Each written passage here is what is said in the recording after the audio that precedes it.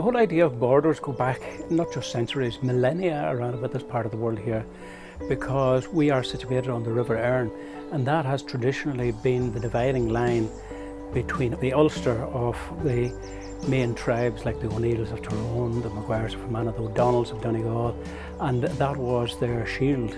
That was the equivalent of the Roman Rubicon, or Irish Rubicon.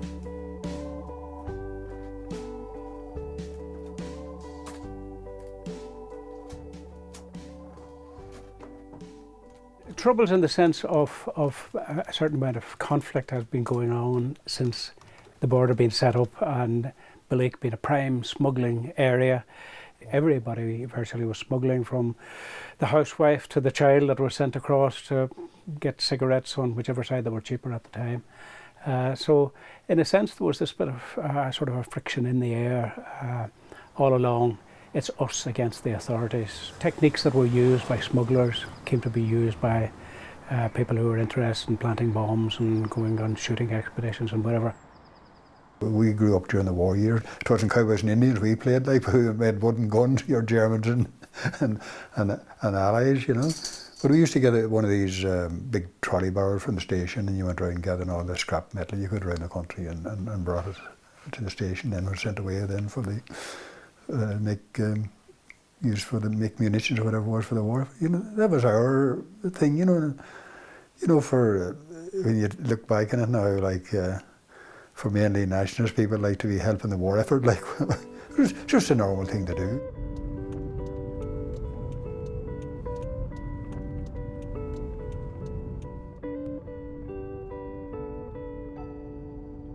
During the war years, when foodstuff was scarce in England, and there was one friend of mine, Benny Cameron, he lived about 7 or 8 miles out here on the Enniskillen Road, and he would snare rabbits or catch them, and he would cycle to Enniskillen on an old rally bicycle, maybe with about 40, 50 rabbits, some on the handlebar, some on the bar, crossbar, some on the carrier, and he would sell them to Gracie's then, who bought them and processed them for sending over to England. I grew up in a wee village in Armagh, a wee village called Killalay, very close to Armagh itself. It would have been a predominantly Protestant village. We were only about 3 miles from the border, but the border could have been a million miles away. I remember when Tynan Abbey was burnt and Sir Norman Strong and his son were killed. I remember that, and I remember watching the flames, just standing in our house and watching the flames.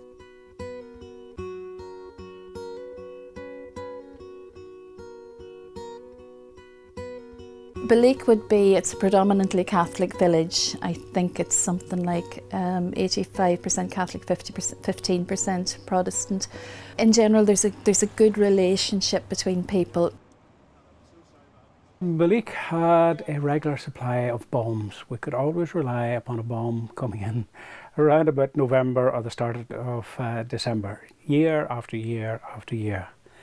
Some would claim that it was exactly, it had commercial connotations because things were cheaper on this side of the border, and it was to deter people coming from Donegal, Sligo, Leitrim into Belleek to shop. And then every now and again we had bombs at the custom post, we had bombs in the Carlton Hotel, bombs at the police station. I think through research we did in my past life with Belleek District, there was something like 180 terrorist incidences in and around the Belleek area. And I suppose we'd quite a number of local people who lost their lives during the Troubles, which was quite hard for the community, and they found it difficult at times to come to terms with. Myself and my wife were watching television. We had 2 kids in an adjoining bedroom, and we went out to make coffee. We were watching something on TV, came back in and sat down. Now the kitchen that we made the coffee in, 2 sides of it were glass. It was an add-on feature to the old station house.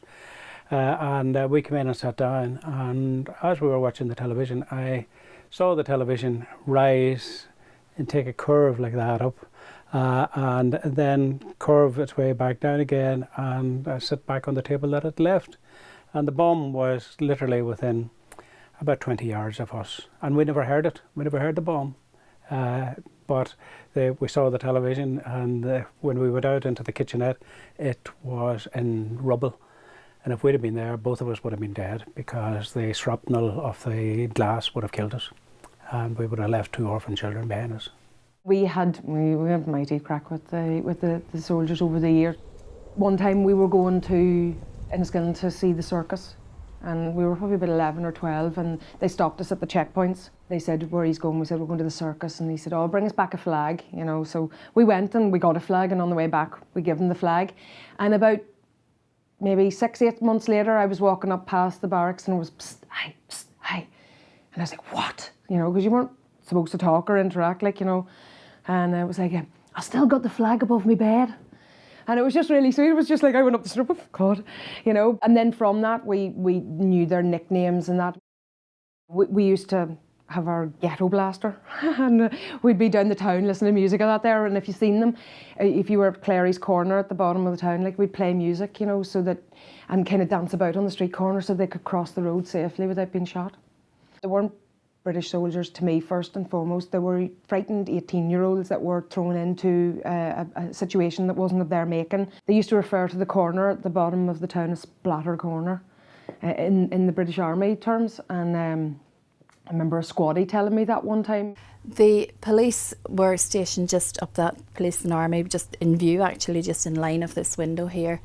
There was a young soldier who talked about, when you came down here, he called it Splat Corner, because this was the most dangerous part. They would come down on foot patrol from up there. The greatest danger of attack was from just across the river there, was the high ground from the battery. You know, foot patrol, and they're very dangerous, like, because they were sitting ducks for people across that wanted to shoot them. And that was on a Sunday afternoon about 2 o'clock, and there was some firing going on from the barrack, and a soldier just went around here to the side of the hotel, and the sniper, whoever he was, just shot him dead. He was a very young lad, you know, very, very sad, like. It was one single shot from the battery, and he was shot in the head. The first we knew, you know, you hear, it was a Sunday afternoon, you hear the shot, go look out the window, and, you know, you suddenly, you realise what had happened. Now, you're always afraid that there's going to be more, but that was all. It was just one single shot, and the soldier died that evening.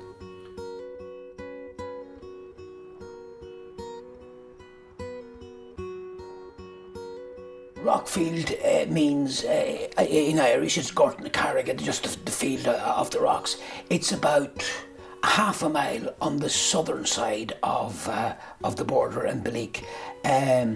Rockfield's natural hinterland would not be in Donegal, but it would be Belleek, and many people went to school in Rockfield from Corlea, a few from Belleek, but it was our centre of the universe when we were young. Now, growing up here, we would have had that classic thing. If you're in Ballyshannon, where we all went to school, it's kind of, do you support Fermanagh or Donegal? Do you play your football in Belleek or Ballyshannon? So that was very much a sort of characteristic of growing up. You'd be labelled as a Fermanagh man or a Donegal man. You could, in extreme cases, be labelled as a Leitrim man. You probably have some of the powerhouses or the focal points that would have been here from the time of the plantation. We always sort of think that Ballyshannon itself was a commercial hub, but where did the guys who had the finger on the power, where did they come home and put their feet up at night? It was in this area between the two dams. Off the top of my head, I can think of 6 that were dotted, which is in a very short space between Ballyshannon and Belleek. You're talking about in a space of 3 miles. I'm lucky I've grown up with my dad, who's 93, and he remembers the old houses before the SB scheme in the 1950s. I was born in Castlefin, and my mother died when I was a year old. My father was a ploughman in East Donegal. He couldn't take care of us. We were put into the county home, myself and 3 sisters. I was adopted out, and I came to Corlea, to Moors of Corlea. That was 1925. In my father's time, it was almost a bit like the Laurie Lee Brookside with Rosie, where you had there was the local big house, and many of the women, children, worked for the Lord in the big house. Major Moore, himself and Major Bishop, the swapped wives. Major Moore's wife went to Major Bishop, and Bishop's wife, she was Austrian, I think. Yeah. Madame Bido. She stayed with Major Moore. Moore's wife was a particularly exotic creature called Madame Bido. She came from Budapest and all the soirees of the First World War to very rural West Fermanagh, South Donegal, came to Cliff House. The Edwardian era hadn't quite died out. There was maids and bonnets and all the rest. My father, he had a unique job with her.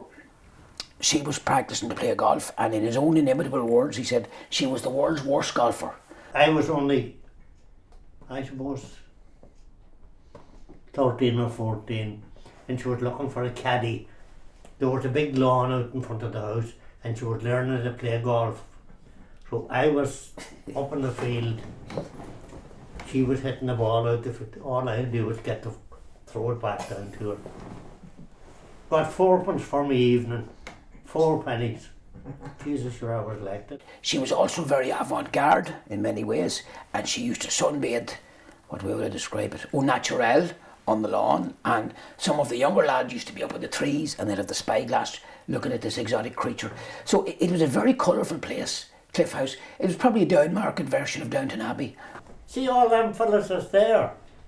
The man I lived with is Mayor Eddie Moore. He's there. There's old people in the front of that. And there's a Chisholm man and Barney Connick. They were all workers at Cliff House. Even though Ireland had won a modicum of independence and this was the Free State, those were the fading days of the aristocracy, and the respect for Major Moore was there. Like, for example, the IRA never went in and blew up Cliff House. So I suppose that's another testament to the good relations that were there. And in many ways, when my father and the older people talk, it's almost with sadness that Cliff House is gone. I grew up, I still live there, about halfway between Belleek and Ballyshannon. We always said that we were halfway, whether we're right or wrong, I don't know. And I cycled to Belleek, of course, as a young one, and enjoyed going over there. And my uncle, Johnny McCabe, had a dance hall over there, which was a bit of an attraction, I may add. McCabe's Hall now, I've been in dances in it, and it was, I suppose, one of the best dance floors in Ireland at the time. The British Army used to come to recruit in Belleek. That's right. And they would set up a stall. That was in the mid-50s. They set up a stall down at the Carlton Hotel there, on that site there. And in the afternoon, they bring in the marching band. And I can remember that once, because I remember going around collecting all the leaflets, and all. It was great to get all, the colour photographs at that time of tanks and things like that. In 39, 40, 42, 43, like that. It was constant traffic, young men going away to join the British Army. Boy, It's amazing the numbers that came in there alone to go to Belleek to join the British Army. They were coming in from the south, like? Yes. Oh, I from my own Galway, Roscommon, all over the place. Back in the 50s and that, the B-men often came into the pub for a drink, and they would leave their rifles inside the door and they'd go and have the drink. I remember it was in the summer of '69, and the Troubles were... Summer '69, that's a song, isn't it? The Troubles were getting up in a big way. I was in the Irish Army at the time, by the way, and we were stationed down along the quays. But I remember this particular Sunday afternoon anyway, I had been in Croke Park with a couple of friends of mine. There was a bit of trouble going on in O'Connell Street, and there was quite a big crowd gathered, and of course we partook of the enjoyment. So some fella got up then and he said that we should march on the local barracks and get arms to defend our friends in Northern Ireland. But in the meantime I realised that I was actually on duty in about a half an hour's time. So I had to hightail it back to the barracks, hop into my uniform and go on duty. The next thing, this terrible racket got up on the street outside, and the sergeant in charge looked out and he says, "God lads, we're in trouble here, there's a mob marching in the barracks." Just started, "We want arms, we want arms." And God, there must have been a couple of hundred of them at this stage, And the next thing the sergeant says, "Charge." And of course we started running towards the gate with fixed bayonets. And these were the guys I was with an hour earlier. God, So, as we came running forwards, I said to myself, Jesus, what's going to happen if these boys don't run? I'm in serious bother. We're all in serious bother, you know.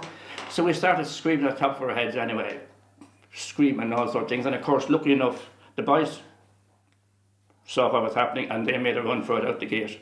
And we got the gates closed, because I'd hate to think what would have happened if we had to meet them at the gate. God. So here I was on one side 1 hour and on the opposite side an hour later. Yeah. I remember at the start of the Troubles in '69, when the British Army came in first. They weren't stationed around here, they were stationed about Omagh. And there was no real trouble in this area at the time. And they used to come into our pub on a Sunday evening and they were heading to Bundoran, to the dances in Bundoran. And they would get checks cashed with us and they produced their ID cards and everything. There was no problems that time. And we were in the south at that time. Relations with Protestants would have been very good, and we would have 1 or 2 that would have played Gaelic football. Of course, around the 12th, it was accepted that some of our people would say, well, maybe they get a wee bit strange around that, you know, for a few days, and just don't be annoying them. But then normal service would resume. The people of Derry, now united, demand those rights and will march in protest. I was 10 years of age and I saw the pictures from one of the early riots in Derry. I think John Hume is in that particular frame with blood streaming down his face. And I thought, God, there's a respectable looking man. What did he do wrong? And that the police were, in our view, attacking the national property. The police say the reaction to this was to create a new era of conflict.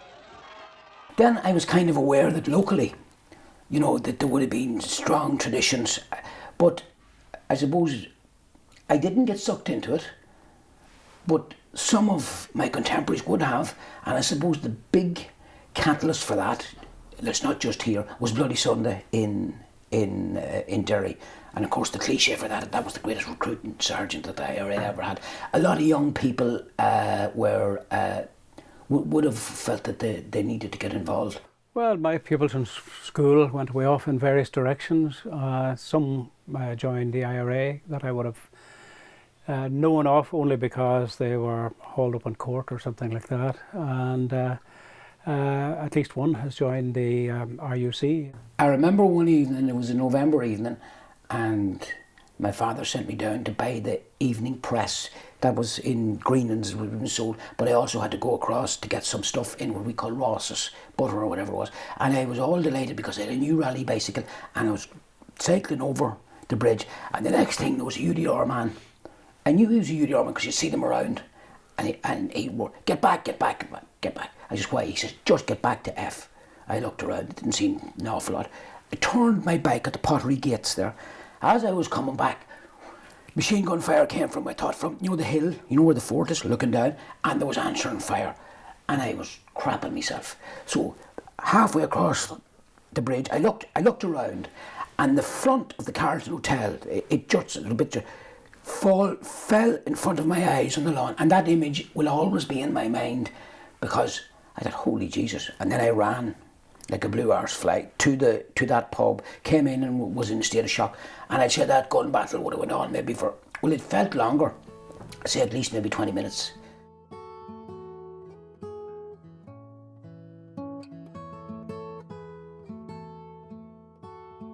We got together with sort of the motto or the idea that better to light a candle than sit in the darkness.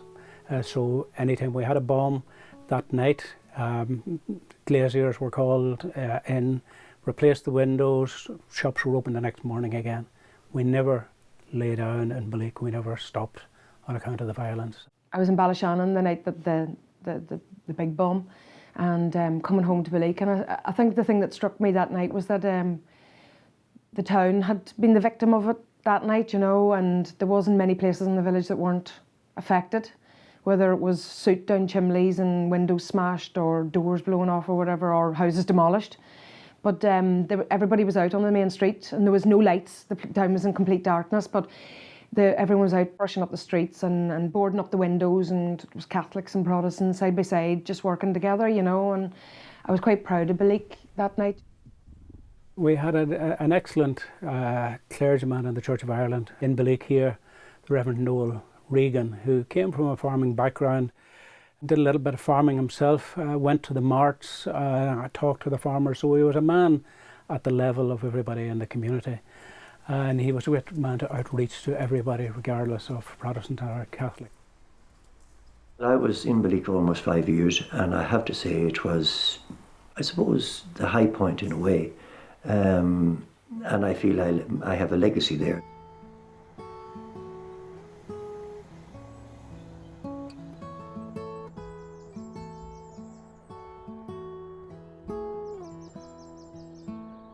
And I said, right, we need to do something here. This is worthy of celebration. And we put the two together. We built on a chancel to the church in Belleek, and we installed a beautiful 3-light window in memory of the founders of Belleek pottery. And it's not your average, it's not your normal church window. It's not that churchy. It certainly is based on scripture, but it has a whole history of Belleek. I wanted the window to be owned by the entire community, that they could come to the church, enjoy it, and the entire community came there and felt it was perfectly okay. It was so natural. It was the church at its best, and everyone saw that and appreciated it, and it left a legacy. It brought the community together.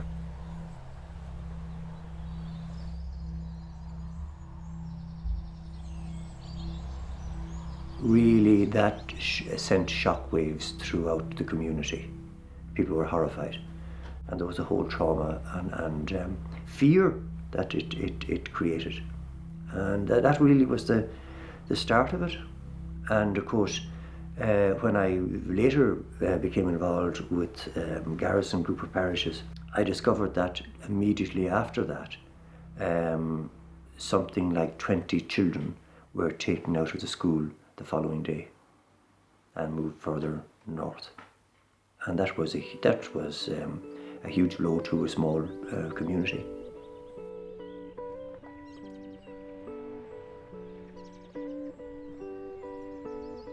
This is an old Church of Ireland from the 1850s. About 100 years ago, there was a strong Protestant community here, but gradually it died out. Then the community came in and said, look, we got to do something about this beautiful building. People do come just to see the stained glass windows. They all feature local nature and Loch Melvin.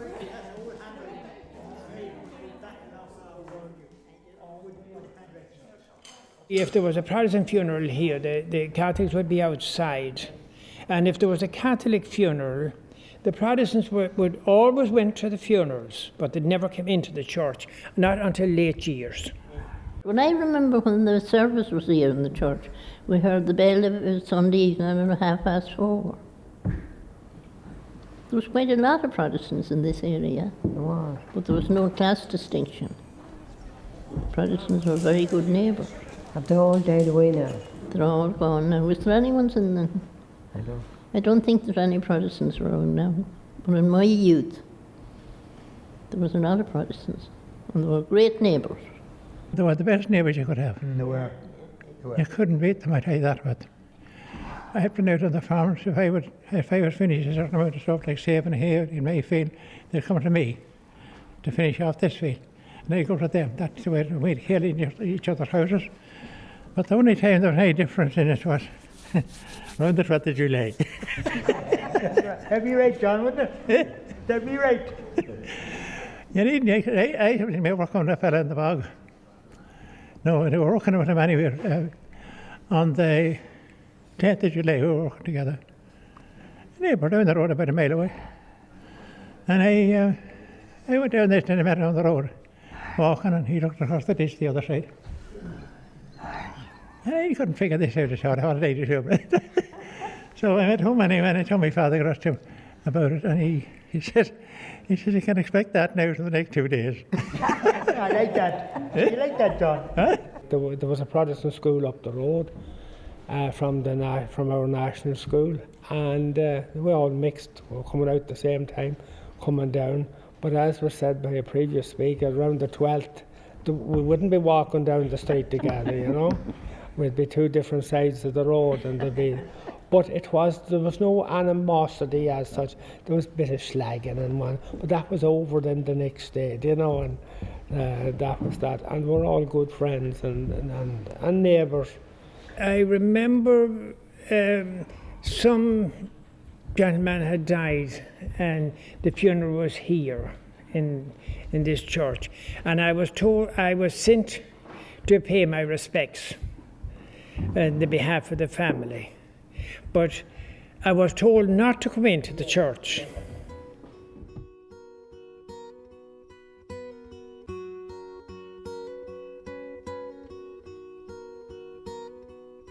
When Billy died, at that time, I remember the funeral going up the street, up to the Church of Iron Church at the top of the street. Canon Dempsey walked along with it with his walking stick and hat and umbrella, and he followed the cortege right into the church.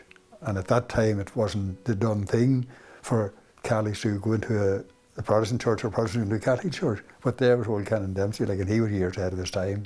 He thought that must have really made clear, that he did what he knew to be right.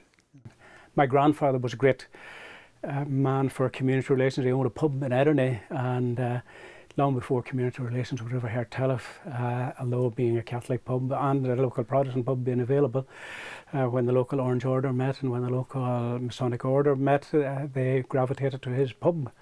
And it was said that within a half an hour, Adam Eves knew everything that had happened in the local Orange Lodge. So I come from that tradition. I saw my role as helping people to come together, and I think that's the role of any cleric, to build bridges, to be peacemakers, and you can only do that at a pace at which people are comfortable and are prepared to move. I personally think it's really important that parents take the time to sit and talk to their kids about the history and the past and all that, because if they don't give them their facts and the information that they want them to have moving forward, then there's plenty of people out there that will whisper in their ears and fill them with bile and sectarian hatred.